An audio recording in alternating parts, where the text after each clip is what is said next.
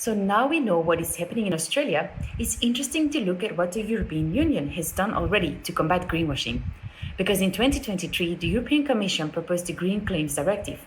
However, just recently, due to some controversy, progress has stalled. Now, both the proposal and the lacking progress can provide Australia interesting insights as to how to deal with greenwashing and ensure that we focus on real change instead of just compliance. So I'll walk you through to, first of all, why was the Green Claims Directive proposed? How the EU wants to address greenwashing? What are the rules specifically? What's the controversy? Why has it been stalled? And what happens therefore if it doesn't pass? And lastly, I will conclude with the lessons that Australia can learn from both the directive and the controversy. So the first question is, why was the Green Claims Directive proposed? So to understand how regulation can contribute to change instead of just compliance, it's interesting to look into why the Green Claims Directive was proposed in the first place. Now, we all know that there's increasing consumer and regulatory expectations about sustainability, and therefore more companies see sustainability finally as a competitive advantage, and that is great. But when companies claim to be sustainable without effectively being sustainable, sustainability becomes a matter of compliance instead of change. And indeed, complying with regulation can be an incentive for change, or it can capture and prove change, but it does not equal change. So as a result, in 2020, the European Commission did a research and concluded that 53%, or 1 out of 2, of sustainability claims were vague or misleading. And 40% of them were even completely unsubstantiated. This includes claims like eco-friendly, 50% greener than, or net zero by 2030, without specifying what it means or how the target will actually be achieved. So those are examples of branding compliance, not of change, and so of greenwashing. And if you thought that the use of sustainability labels would be helpful, think again, because there are 230 sustainability labels and 100 green energy labels in the EU, which already is a lot. But the problem is that they all have a vast different level of transparency. And half of all those green labels offer weak or non-existing verification at all. So even using labels to combat greenwashing is not enough. Now, these unsubstantiated claims and labels are problematic for the whole sustainability sector because, first of all, while we are claiming to create change, there actually is no real progress because compliance doesn't equal change, a statement doesn't equal an action. So while we think we are progressing, we actually aren't. And therefore, as well, they undermine the credibility of the entire sector, whilst they create an unfair disadvantage to those companies that effectively invest in change because they are putting their resources into the change while the others put them into compliance and branding. And lastly, in terms of information justice, they manipulate and confuse consumers, leading people to tap out of sustainability altogether. And they betray consumers because consumers choose a product based on their sustainability. Well, actually, it's not sustainable at all. So that is clearly information injustice. Now, this is problematic for us, consumers, for companies that make a change, and for sustainability and the planet as a whole, because we are not changing, we're not even complying. And so that's why the EU has set rules for businesses to prove the green claims they make about sustainability are grounded, not fraudulent. So they can protect genuine businesses from unfair competition, and they can prevent consumers from being victims of greenwashing and unfair commercial practice. So how wants the EU to address this? To address this information injustice and underwrite genuine change instead of compliance, the European Commission proposed in March 2023 the Green Claims Directive. This is a set of rules to complement and specify the already existing EU Greenwashing Directive, which already prohibits misleading environmental and social claims, but it hadn't specified the rules, and therefore we have now the Green Claims Directive. The rules of the Green Claims Directive apply to all business to consumer claims, so not individual to individual. And it's about all the claims that are firstly explicit, so it means text or labels, and it's not about implicit messaging, such as this advertisement that is green and therefore suggests that it is sustainable, but it might also be not. But those kind of implicit branding or messaging is not included. Secondly, the claims have to be environmental, unlike the Greenwashing Directive that also includes social claims. And lastly, the claims have to be targeted at European consumers. So even if the company is located outside the EU, such as Australia, but imports to the European Union, it still has to follow and comply with this Green Claims Directive. Interesting though, even though the directive applies to all companies, it has a lot of exemptions for micro enterprises, which are the companies with less than 10 employees and a lower turnover than 2 million euro. For example, it mentions in most of the articles explicitly the requirements set out in this article shall not apply to traders that are micro enterprises unless they required so with the aim of receiving the certificate of conformity in accordance with Article 10. So micro enterprises can, if they want to, comply with the directive because it may generate a competitive advantage. They do not have to though. And further on, the directive also explicitly mentions for small and medium enterprises that member states shall take appropriate measures to help small and medium-sized enterprises apply the requirements set out in this directive. Now, this is a very important piece of information to hold on to for now because it will come back to in a later part of this presentation. So, in short, and the other thing it doesn't apply to is all the other mandatory claims that were made under other specific EU legislation. And that includes, for example, the EU Accounting Directive, and therefore a lot of financial services are excluded from this Green Claims Directive. However, they have been covered by other directives. So, in short, Green Claim Directive applies to all the environmental explicit claims that are made by businesses to European consumers. And there are a lot of exemptions for micro enterprises. So what are the rules of the directive? To ensure that environmental claims are proof of change rather than just compliance, the directive specifies 3 main rules, which also cover the environmental labels, by the way. So rule number 1, the claims must be substantiated. So companies must prove their environmental claims using scientific evidence and preferably based on life cycle assessments or equivalent methods. They must be based on accurate primary or secondary data. Obviously, the preference is for primary data. And the claims must consider all aspects and impacts of the entire life cycle of a product or service, from production to disposal. And they must disclose any trade-offs or negative impacts that are caused elsewhere. Now, this criterion is critical because it steps away from the typical linear mindset whereby a product or service is seen in isolation and its benefits are cherry-picked, ignoring the pros and cons that happen upstream or downstream the supply or value chain. And the negative side effects that sometimes are called collateral damage and happen elsewhere while we make our sustainability claim here.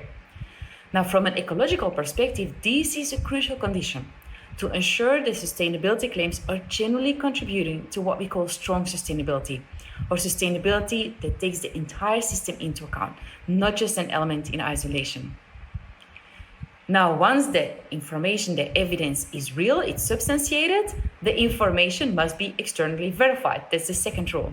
So before being made public, claims and the evidence must be verified and certified by an independent third-party verification body that has obviously no conflict of interest with the product or service provider. This certification body will then issue a certificate of conformity, and that certificate can then be recognized across the entire European Union and can be shared between member states via the internal market information system, and that will allow companies to use the claim in a commercial communication to consumers across the entire market. And the same procedure will obviously apply to labeling schemes. Again, this independent verification is critical to ensure the integrity of the claims, that they are genuinely substantiated by science and fact rather than money, power, or lobbyists. And thirdly, once we got the substantiated claims, the evidence, we got it verified, now it's time to clearly communicate this. That's the third rule. And we're talking not only about the claim, but also the evidence, the substance and the verification. They must be communicated clearly and accessibly, meaning together with the claim instead of on a separate website, so the consumer can easily access and understand them. And that includes all relevant information also on the substantiation, like how was the evidence achieved. And when it's an improvement claim, saying like, oh, this product has been 20% more sustainable than the previous variant, anything, it must be significant progress and it must happen in the last 5 years. So this third rule is also critical to ensure information justice, because if it isn't accessible, then how can it be verified quickly, meaning at the point of purchase? So in short, green claims should be substantiated, independently verified, and clearly communicated. What is the controversy? The question is, of course, how effective is this? How much is an extra directive going to lead to more change instead of compliance? And is it going to lead to information justice by addressing greenwashing effectively? For your background, European directives only become effective once they are translated into national legislation by the member states. And it are the member states who hold the companies accountable and bring them to court should it be necessary. Now, before the proposed directive can be translated into national legislation, it must be approved by the European Parliament, Commission, and Council. One of the key controversies or arguments against the directive is the potential of increasing the administrative burden, especially on smaller companies. Because large companies may have entire sustainability and accounting teams and budgets, whereas the smaller companies don't have these resources, and therefore they become burdened instead of beneficiary.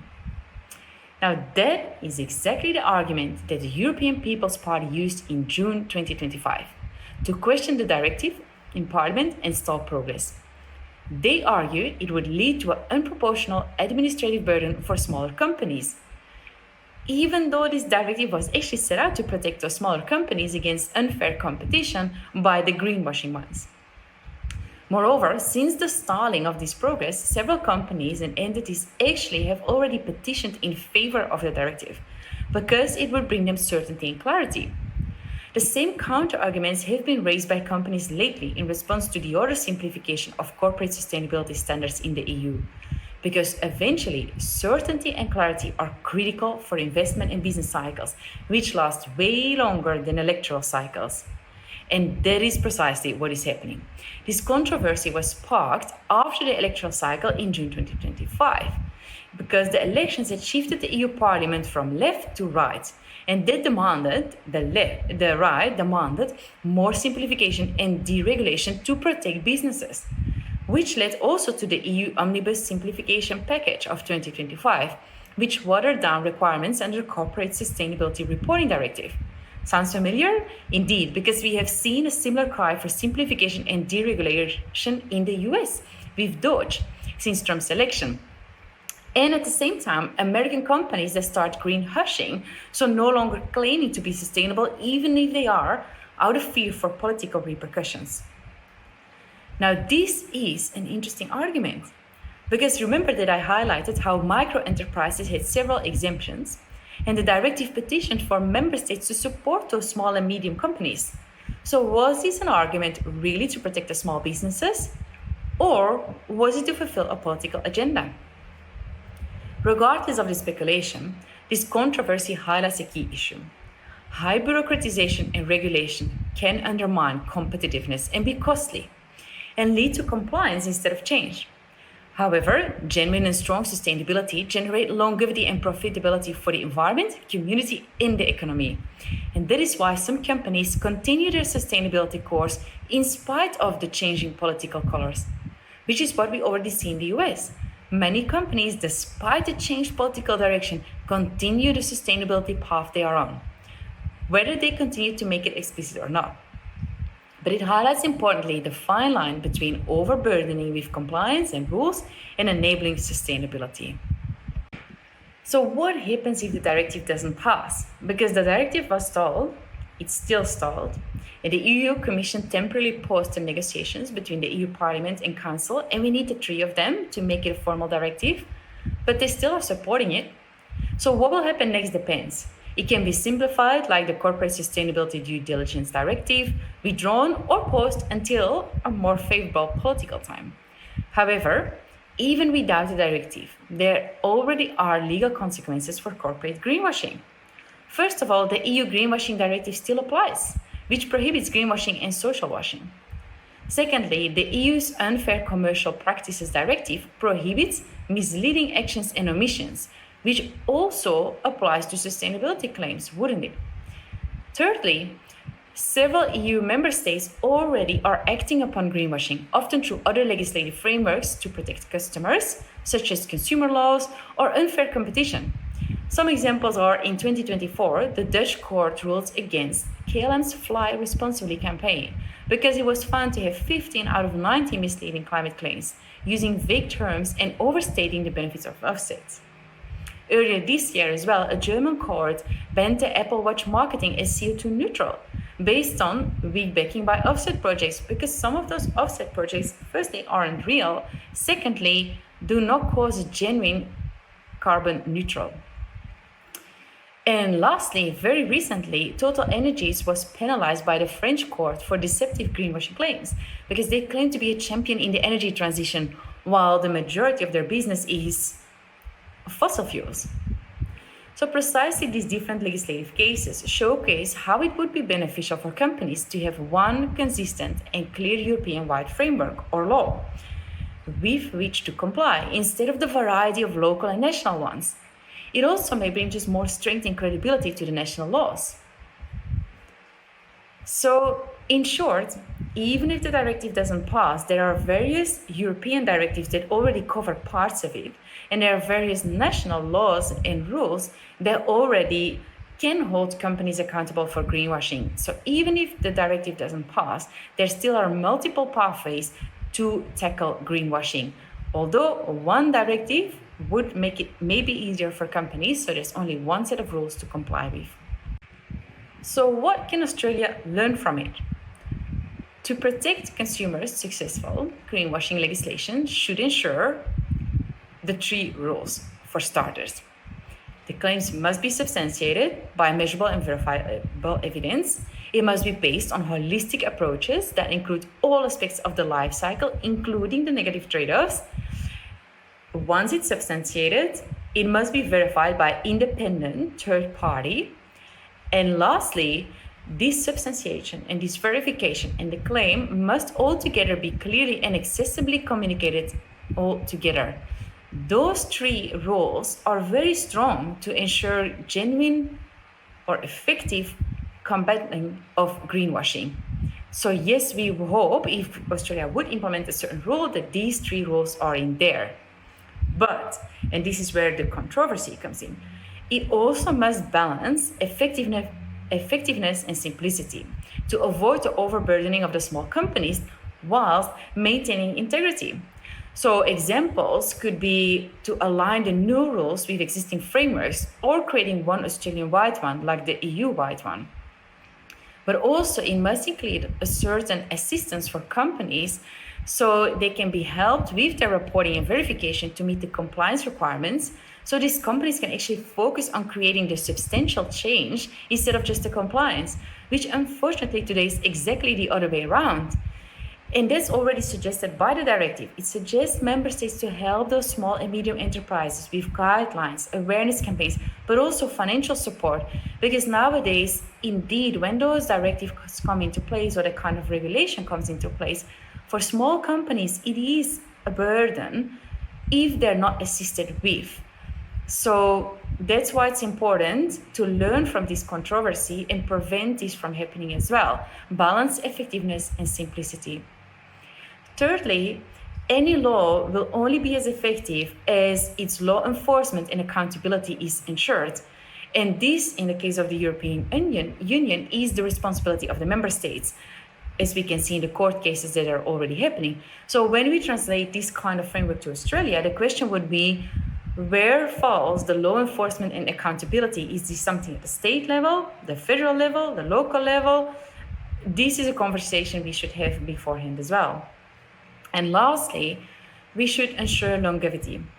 Longevity that goes beyond the electoral cycles and truly looks what is best for companies, communities, and the environment combined. Because the best competitive advantage is certainty, security, and sustainability, which we see, for instance, increased requirements to report on risk of environmental degradation and climate change to the businesses as much as the other way around, like what we call double materiality. So, in a nutshell, the question is, how do we create change instead of compliance? How do we make sure that we combat greenwashing and create genuine sustainability change and not just a claim without any backing? Well, we have to ensure that claims are substantiated, independently verified, and clearly and accessibly communicated. because they can help with accountability, transparency, and integrity. But it is not the magical wand that will turn the world into a greener one. We need to ensure change above compliance. So it's that balance between ambition and feasibility that will determine whether the directive can truly empower consumers and reward companies that are walking the talk. But it also requires political will, as the example of the Kyoto Protocol has shown us globally and the short-lived carbon tax in Australia. Moreover, the failure of these political or legal instruments is an important indication why the sector needs more substantiated claims and credibility, so voters, not just consumers, know what to trust, who to trust, and why, preventing to be abused by political opponents to make their case. So Australia can learn a lot from this Green Claims Directive of Europe. It can learn the strengths of it, like the 3 rules, but also of the controversy. How do we make sure that we balance effectiveness and simplicity, that we support our companies to create change instead of just compliance? Thank you.